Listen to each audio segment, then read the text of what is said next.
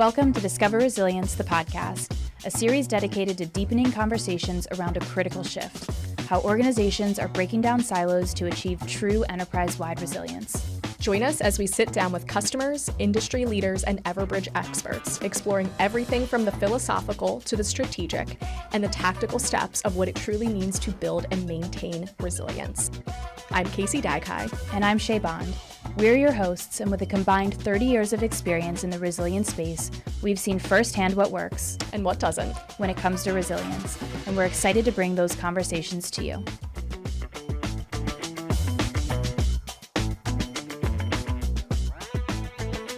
We are very happy to be here on site in New York City at NYC Emergency Management. So Stacy, thank you again for having us and hosting our podcast. And we, as non-locals to New York, we are based out of Philly, so not too far away.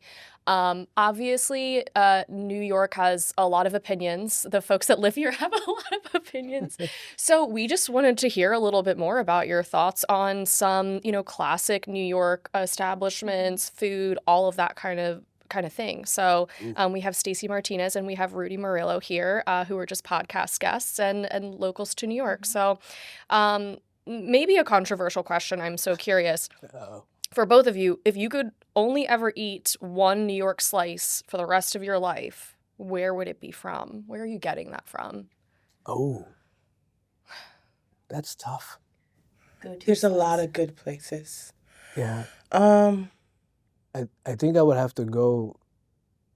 So this is gonna be a free shout out for this place, right? So yeah, I lived in Woodside, Queens, right, and there was a pizzeria right across Woodside Pizzeria, which it's just like a staple. I guess it's just like that's the place to go to. Now I know there are other places that are probably different or better or whatever. Sure. But for us, like my family, like living there, and to this day, my family would be like, "Hey, we all get together at Woodside. Like, where do you want to go? Let's go to Woodside Pizzeria." Mm-hmm. Right? A little bit of nostalgia thrown in there so too. definitely. Yeah. So there's this place in Howard Beach called Park Pizza. Okay. It's pretty good, but I see that. I live in Long Island, so I'm gonna go with Leah's Pizza in my neighborhood. All right. Okay, gotcha. Oh, okay, yeah. I live in Jersey, so I can't weigh in. The You're not pizza allowed is to not buy. that It has great to be there. in the New it's York gotta be in New York. jurisdiction. Yeah. Nothing against New Jersey people who are No. probably listening, and they're like, "We have the best pizza." Yeah. in the Oh, world." Okay. yeah. I've never had it. We don't know. She's like, I'm not even trying to try it. Yeah. No thank comment. you. No comment. Not crossing the border into New Jersey. When you walk into a deli or bodega in the morning, what's your go-to order? What's your must-have order? Sausage, egg, and cheese on a plain bagel. Okay. Perfect. Okay. New York City classic, bacon, egg, and cheese. Yeah. Right on a roll. On a roll. Okay. With my wife got me into salt, pepper, ketchup. I used to. Explain. So I used to always have it just bacon, egg, and cheese on a roll. Keep it simple, but there's actually people prefer bacon, egg, and cheese, salt, pepper, ketchup. Oh. Okay. And I actually tried it, and I was like, you know what? Not bad. Plus, I'm married, so happy wife, You have happy to life. So do what your wife says. Yes. Yeah, so, You know what? You could teach my husband something. I mean, I just send you salt, pepper, ketchup, but that's gonna solve the problem. No, we'll start there. I would choose all of that, but on an everything bagel. That's my personal same. preference, but I respect both of your choices here. What is the single craziest or most New York thing you've ever seen on the subway or public transit? You both sighed so deeply. Oh, there's so much. Hard to choose. I'm sure.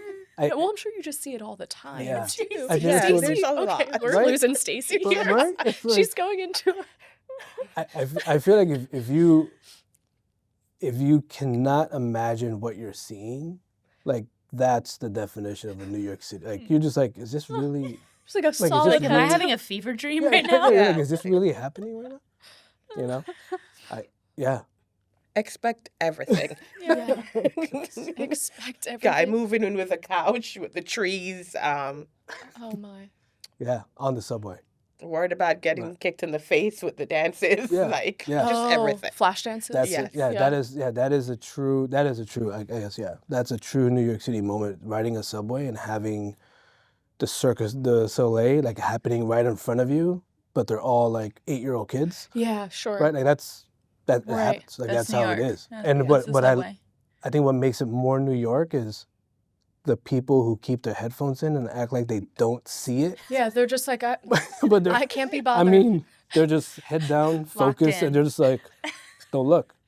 Meanwhile, this kid's doing like amazing acrobatic Yeah. feats, and they're just Don't make eye contact. It's not happening. It is one of my favorite things to kind of scroll on social media sometimes. It's just like what's happening on, like the subway. And I see a lot of animals like on the, so I don't know if that's In on bags. purpose. No, I see. Oh, yes. Yeah. I know Oh, what like- you I've seen one that's just like a python. That's just, I feel like it's a little bit staged, but Oh, I'll I still don't watch know. it. Yeah, I'll It's still watch terrifying. it for sure. But I do think that there's a lot. hope he paid the fare. He I just know. scans his little, Yeah, right. his little FDA. Yeah. That's really funny. There was a lot unspoken in both of your sides that I Yeah. think people can, Yeah. use their own judgment feel and like I interpretation. understand. I Yeah, understand. for sure. And I feel like New Yorkers will be like, yep, that's Yeah, Yeah. that's how they would. Because I think that's respond. the initial react. Like when you see it, right? You're just like, okay, Mm-hmm. okay, Mm-hmm. Okay, this is happening. yeah. I mean, you think about also the rainstorms where you see people going in with the big garbage bags. Like, Oh, I'm sure. oh, I Yeah. don't know. you're not walking in that. What's happening Yeah, right why- now? Yeah, and they're just, Yeah. well, it is what it is. All right, out of all the touristy spots in New York, what destination do you actually enjoy going to? None. None. You can't. Nothing. As a New Yorker, That was a gut reaction right there. yeah, Yeah. I feel like as a New Yorker, I actually just had this conversation not too long ago. As a New Yorker, born and raised in New York City, you actively stay away from touristy locations. Mhm. Sure. Like I know people in New York City who've never been to Times Square, but they're born and raised and live here, and Yeah. they're like, I'm not going there. I'm not doing You it. can't pay me to You go can't there. make Yeah. me. Statue of Liberty. I mean, these all great tourist attractions. They're amazing, but there are New Yorkers that are like, nope, Yeah. I'm good. Funny. That's fair. I see the pictures. Okay. Can't think of none for you either. None for me. My daughter thinks she's a little diva, and so she likes the lights and action. So Okay. whatever is in Manhattan, she likes to go there. That's so, fair. Oh. Yeah. Yeah. All right. All right, fair enough. What is one unwritten New York City rule that you wish tourists or new residents would finally learn? So, so I actually just saw this not too long ago, and a comedian was saying this, and I really resonate. It's mind your business. Oh, I Right. like that. I- Yeah. It's like there's so much happening in New York City that just if you stay in your lane. Yeah. I mean, I think we've joked multiple times where only in New York City do you have to run a campaign that says if you see something, say something. Yeah. Anyone else would say something, Yeah. but for New Yorkers, Yeah. it's Yeah. like no, you have to. Right. Please, No. please. Tell us. No, we actually need you to communicate We need you- something. Yeah. Please say something. Don't look down and ignore the acrobats. I'm Like begging say you, something. please. Please. This bag does not belong here. Yeah. Exactly. This suspicious package. Please tell us. And the people are like, no, I'm all right. As long as it doesn't slow my train ride, Right, I'm right, okay. yeah. And it's like, no, please. Tell us. That's amazing. Okay. Love that. What about you, Stacey? I'm always in a rush. Just be mindful. Yeah. Yeah. Just be mindful. Yeah. Don't be staring I out have into outer places space. to be. Right. Yes. Right. Oh my Be gosh. mindful. Yeah. That's right. Beware. All right. Yeah. If you had to send a friend who thinks they've seen it all to a single place, maybe like a little niche market or a specific neighborhood bar, do you have like a secret gem, like an untouristy little? Don't Go gatekeep here. either. We want to know. Yeah, we want to know. We want to We'd know. like to go there. Yeah. I don't think I have any. He's gatekeeping. Yeah. Just Yeah. everybody. No. He's keeping I secrets. seriously. I mean, I live in Jersey, so I'm an out of towner now. New Yorkers have disowned me. Yeah. I Um, mean, of course. But yeah, I don't think I would have to say to get a feel for New York City, Mhm. as much as we joke about it, right? Take the subway. Take the subway. Right. Take the subway and see where it takes you. I mean, it is a great, I mean, not like promo for the subway system, but Yeah. it is a great system, and it gets Yeah. you anywhere in the city. And I think that's one of the best things, right? Is you'll have just ride a train from first stop all the way to the last stop, and just people watch. Yeah. Yeah. See who comes on, see who comes off, see the pythons. See the pythons. Right? Try not to get kicked in the face. See the acrobats, right? Keep your headphones in, look down, Yeah. mind your business. But try to absorb it, right? Try to see how it is. It's I love New York City. New York City is so diverse, and there's so much going on that it's great. Mm-hmm. I love it. Yeah. Yeah, like Rudy said, you'll definitely get the full experience Yeah. from the Bronx to Rockaway. Absolutely. Trying to think about a speakeasy in the city. I can't remember the name. What I do remember is that they serve pink champagne in the bathroom. In the bathroom? Yes. That has to be the women's bathroom. Yes. Yeah, I Because cannot in men's remember the bathroom, name. there's nothing in men's bathroom. We need to leave. Stacy, Yeah. Shay, can Yeah. we go now? Yeah. We need to figure this out. Yeah. That's like, amazing. Like Rudy said, definitely summer in the city. I mean, there's just Oh, yeah. so much going on. yeah. I mean, Yeah. there's always something to do. Yeah, I feel like you could stumble into a little, nook and cranny just walking down any street, street. really. Yeah. Yeah, there's so many hidden gems, that's another reason why I love New York City, right? There's so much going on that you could be in one neighborhood or one block and then make a turn, maybe the wrong or on purpose, and whole different neighborhood, whole different community, different types of food, right? You could literally walk on one side and have different cuisines from different countries, and they're authentic, not someone making that food, right? It's organic, right? It's not organic, but it's natural, Yeah. right? How they make It's the it. real deal. For sure. Yeah. Awesome. What I'm hearing is that we need to plan a secondary trip to come back. Yep. And the two of you we're going to force you to take us. And obviously to the champagne bar, bathroom. yes. And to the food places. I mean, Yes, I'm for a sure. foodie, and We are We are big too. foodies. Yeah, big foodies, we're yeah. in this diverse city Yes. How where can you you have not? to Yeah. taste a little bit of it all. Yeah. All right. Well, All right. that's settled. Yeah. Yeah, that was Unless- pretty easy. Unless we need Aw. NYPD, I'm not going to be doing the champagne. What is this man doing in the women's bathroom? It's for research. Bring okay? one Yeah, out. research Yeah. purposes. We'll bring yeah. one Yes, Jim, exactly. okay. Yeah, Jim will. Yeah, Jim. Like, please, Jim, help me out. Awesome. Wonderful. Cool. Well, I appreciate you guys playing along. Think it's time we get into the episode. Yeah, let's do it. All right.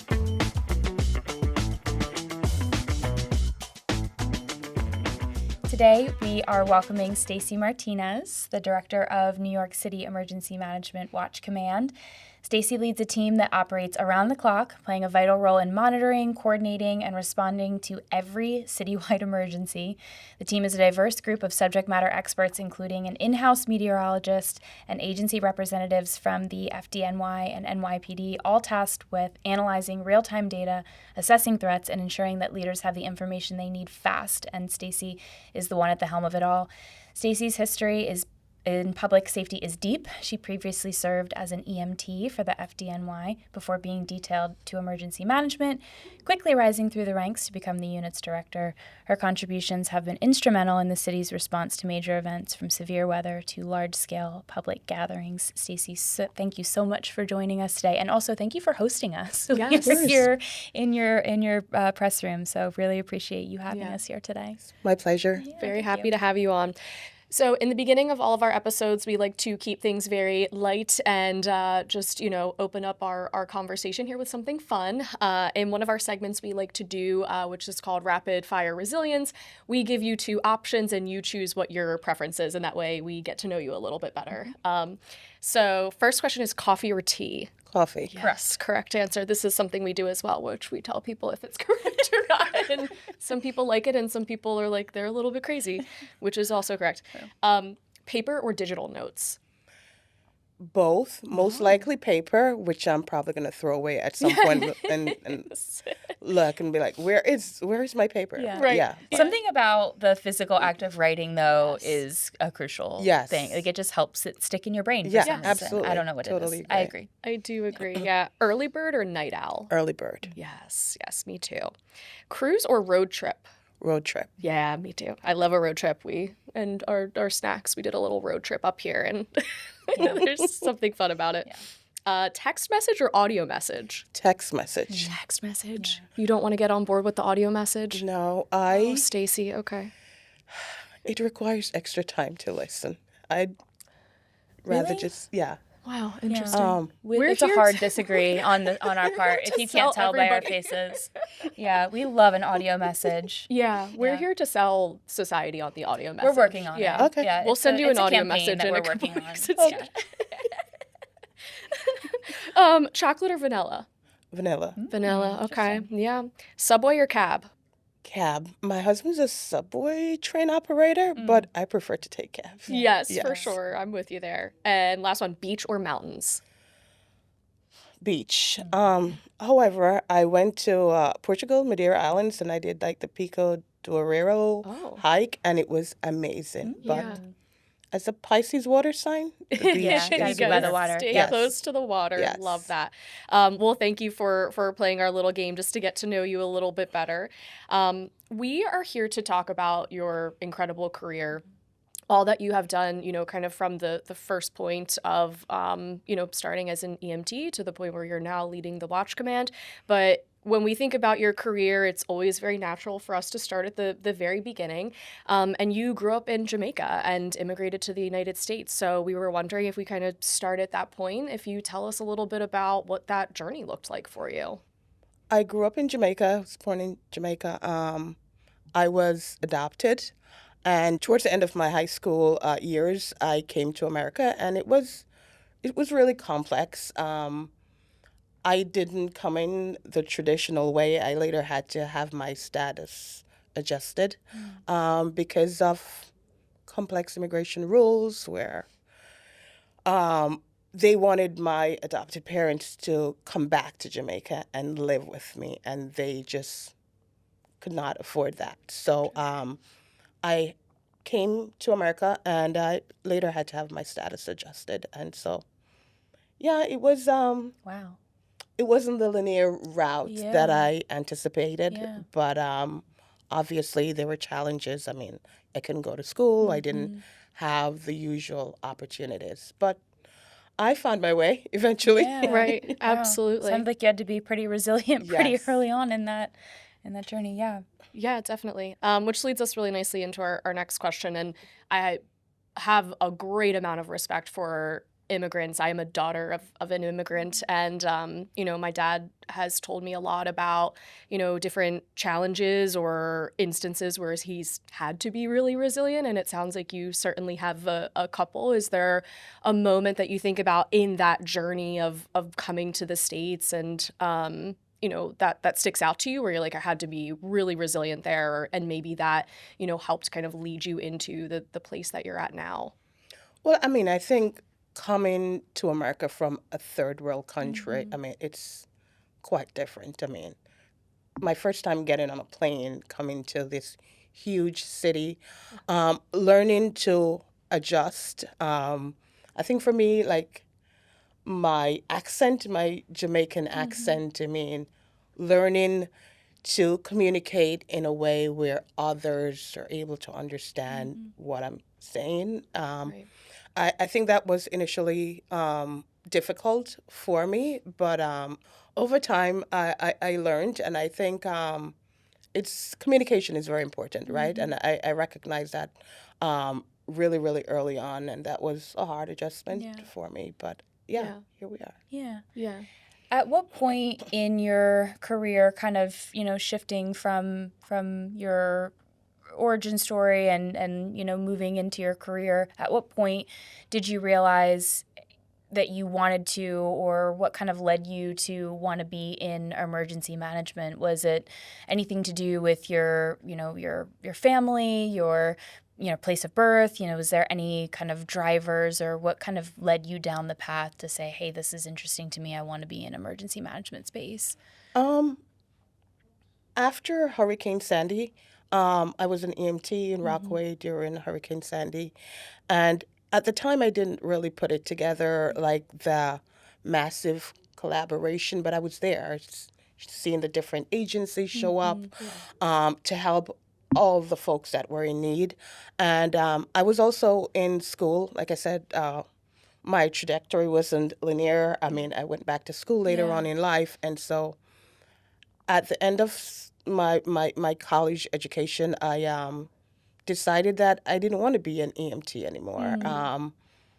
I needed to do something different. And I think the experiences from working during Hurricane Sandy is what kind of propelled me into emergency management, where I could help a larger group. I mean, so as an EMT, you are on the street basically every day, and it's just you and your partner, like helping someone who's having the worst moment of their lives. And I realized that I could impact a larger group working in emergency management. And Yeah, so, it's almost like going from like hand-to-hand combat to Right. being able to, yes. have a broader impact. Yeah. So when you kind of made that shift, right, when you had that moment of realization, being an EMT for so long for FDNY, what are some of those key lessons that you thought, okay, I spent so much time at kind of this level. What are the things that you wanted to bring in at now a larger scale, leading this team that, sees and has to manage emergencies for the entire city? From working on the streets, I mean, having humility, compassion, just having a sense of purpose of wanting to be a public servant, serve New York City, and to do good at a moment or at a time where people are in desperate need of help. I learned situational awareness in the field, working with my partner. I mean, you never know what you're going to encounter showing up to someone's house, call in the middle of the night. You never know what dangers are going to be lurking. And so I bring that same kind of situational awareness, establishing relationships, treating people with respect in the field, because you just never know what someone's going through. And when you show up, they might not be in the best space. Right. And it's the same way with leading my team. Someone could have had a bad night, but they're still showing up to work. And just understanding and having empathy goes a very, very long way in leading this team. Yeah, absolutely. The way that you describe that, like being in that moment for you, it seems like you really naturally wanted to be that safe space for people, like to your point, and you say it so eloquently in the sense of like, that is the worst moment for somebody when, you have EMTs coming to your home or to a situation. So you getting to be that safe space. And again, like you then having that moment to say, okay, I want to be the safe space for, a larger scale of folks. I think that's a really just amazing, way that you look at things and your experience within your career here. Yeah, absolutely. So fast forwarding to today, as the director of the Watch Command, for those that aren't familiar, can you tell us a little bit about the program and what you do and what you oversee? Okay, so obviously it's a 24-hour operation center, the best in the country. I mean, hands down. Yeah. And so 24 hours a day, I have staff on hand, listening through radio transmissions, social media, emails, Port Authority radios, just looking, monitoring for anything that could impact New York City that requires coordination of agencies and to get our decision makers out in the field and make decisions for people when they're in need. And so my unit is mostly FDNY EMTs. They have all the skills that are needed. I have a fire alarm dispatcher, the meteorologists, NYPD call takers, and we also have a Department of Building representative in the room that I don't directly supervise, but he's there. But yeah, it's a great group of public servants that are familiar with all types of emergencies in New York City. They know what they're looking for. They know what initiates a response. On any given day, they could be involved in like high-level conversations, and just hearing those radios go off, everything stops. It's amazing. Like they'll stop and we're like, this needs our immediate attention, and they'll pick up right there. Wow. Well-oiled machine. Yes, Yep. yes, yes. That's amazing. One noteworthy thing I just would love to touch on is that you are the first Black woman to hold this post, and I'd love for you to comment on, what that not only means to you, but for other women of color. Yeah, I mean, I think the first of anything can be scary, right? Yeah. I think for me that means the ability to be, it's representation, Yeah. right? Everyone knows that emergencies are best managed if you have representation from the very communities that you're going to serve. And New York City is a very diverse community. Sure is. It's good to have a voice at the table. It shows people who are interested in this career field that there's an opportunity to break barriers. And I've learned from the mistake of my predecessors and learning from my team on a daily basis. And I'm hoping that one day when I leave this role, some other person of color and say, Stacy was able to do this, and I certainly can. That's Yeah. amazing. Absolutely. They'll be able to look at your successes and your history and feel empowered in that way. Yes. Wonderful.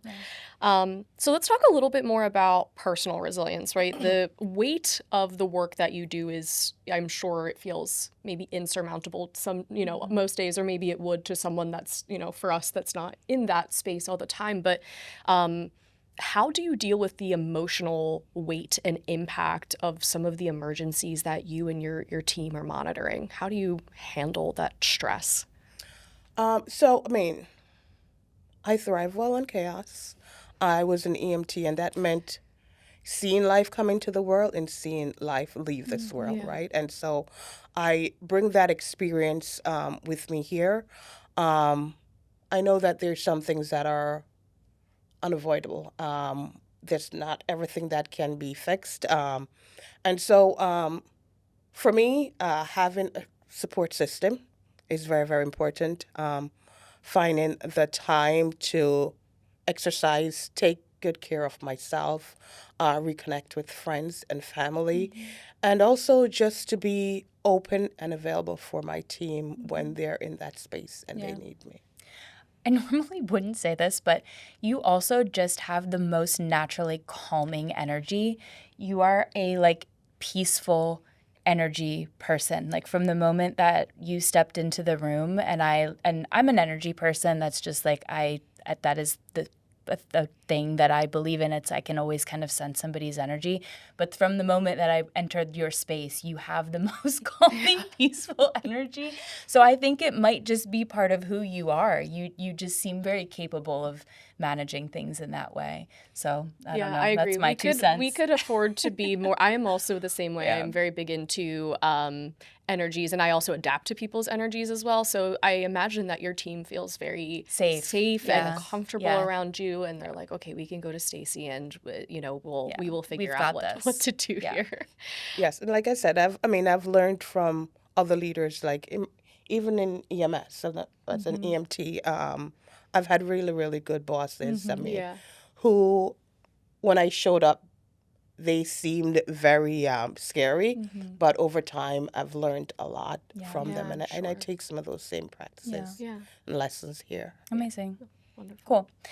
Cool. So you recently went back to Jamaica to kind of be with your family and some friends, and they had I think it was Hurricane Melissa. Yeah, it was a Cat 5. So, when you go back and visit your family, visit your friends, kind of seeing that chaos from that hurricane, how do you take that experience? How do you take your emergency management experience and apply that to those situations? Is that applicable? And what is that like? Yeah, so I've lived through many hurricanes. I want to say when I was much younger in Jamaica, in 1988, there was Hurricane Gilbert, and I was relatively young then. I don't remember the impact being this huge. Lived through Hurricane Sandy here, but going back to Jamaica was a mission that I needed to accomplish. I needed to find family members and relocate some of them because of the devastation. the town that I grew up in, was completely wiped out. Oh, Wow. And so there's no supermarket, there is no gas stations, just completely wiped out, you know. And so I knew I had to go back and relocate a family member, and I knew with my emergency management mindset, I knew that I was going to get it done. Yeah. And so that meant monitoring the flights, waiting for the airport to open, getting on that flight, booking the car, and if I had to use a chainsaw to get to them, I was Yeah. gonna Right. get there. Yeah. The level of devastation is indescribable. I mean, clearly visible from the air. The entire landscape has Oh my changed. gosh. Lush, green, um, beautiful, scenic country is no longer the same. People are displaced, living in tents. Basic necessities, food, shelter, is still non-existent. I mean, for some folks today. And I mean, as someone who's handled emergencies in New York City, I mean, I know that it's going to be a long and difficult road ahead, and it's going to take work, not just from folks in the third world country. I mean, there's a lot of NGOs there on the ground helping right now, and that's greatly appreciated for a small third world country who does not have the resources that we have in Yeah. America. And so it's going to be a very, very long time, but the people are resilient. And when you have no choice but to make the best of your situation, you have no choice. And so they're forging ahead day by day. I mean, there's a lot of uncertainty, but they are doing the best they can in this moment. Yeah. Are there any, and you don't have to answer this now, we can always tack it on if you have any, but if there's any resources that you recommend that we can share with this episode that you feel strongly that are really helpful and applicable, we'd be happy to share those resources with our listenership. Absolutely. I will definitely get back to you with that. But I'd say food was the most important thing I mean, I was there within 2 weeks of the hurricane, and Royal Central Kitchen was on the ground Yeah. preparing hot meals. Right now, they've pivoted to rebuilding, and so whatever resources, I mean, if I didn't have this job, I would, and kids, I would Be there. probably be on Yeah, the be on the ground ground, there yeah. helping to build a house Yeah. somewhere, you know? I mean, because they're really, really in desperate need of all the Yeah. help they can get. Yeah.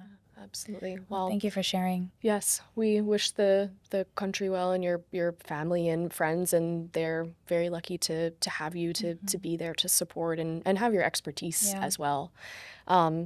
You have spent, a lot of time within the emergency management space to, as an EMT and now leading. When you talk to professionals, maybe young people in their careers entering emergency management, what are some of the pieces of advice that you would tell them, for somebody entering in 2026? I mean, I'd say that this is a very rewarding field. It is very challenging, though. I mean, there's going to be days where you have to cut time with your family, maybe miss events.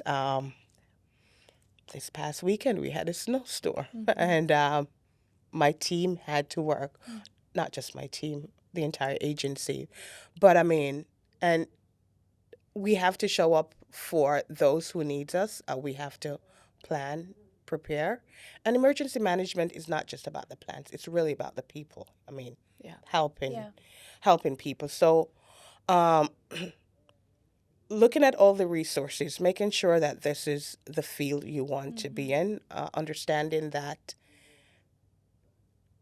it's not every day that someone's going to show up and say thank you. And you shouldn't be deterred. The work continues anyway. I mean, behind the scenes work is very, very important because New York City wants to know that someone is watching, someone's going to show up in their time of need. And oftentimes people don't really realize that someone's losing sleep on the midnight, Yes, you know? of course. Just listening to the radios, going through the different sources of information, just to make sure that if and when the situation arises, the help will get there expeditiously. Yeah, I think you really say it very well in that you really want it. Yes, This yeah. profession, and we were actually talking to Rudy, one of your friends and former colleagues earlier, and we were commenting on the emergency management professionals that we have worked with. I don't know that we've met anyone that has done part of their career in emergency management and left. It's like they started and they never left. And I think it attracts a certain type of person that Yes. really wants to want it. And really wants to, serve the community and serve the public. I just see a passion. Like you have this underlying passion that is for the people and the work, and it's hard and it's gritty and you sacrifice, but at the end of the day, you love it. Yes, Yeah. it's absolutely worth it, and I would say building those relationships ahead of those emergencies is very, very important. Yeah, I mean, whether it's going to a training, to a drill, it's very important to be able to put names to faces, Yeah, sure. especially when you're in a crisis. Yeah. And just emergency managers, we're never alone, right? It's a team effort. To be able to get the work done to the best of your ability. Wonderful. Great. Awesome. All right. Well, that's a wrap on this episode of Discover Resilience, the podcast. Stacy, thank you so much. We have loved hearing about your career, your passion for emergency management, and all that you and your team are doing for the city of New York. So really appreciated having you on here. Absolutely. Thank you very much. Yeah. Catch more episodes wherever you stream your podcast. And for the full picture on how to stay ahead, head to everbridge.com. Thanks for tuning in. And until next time, stay resilient.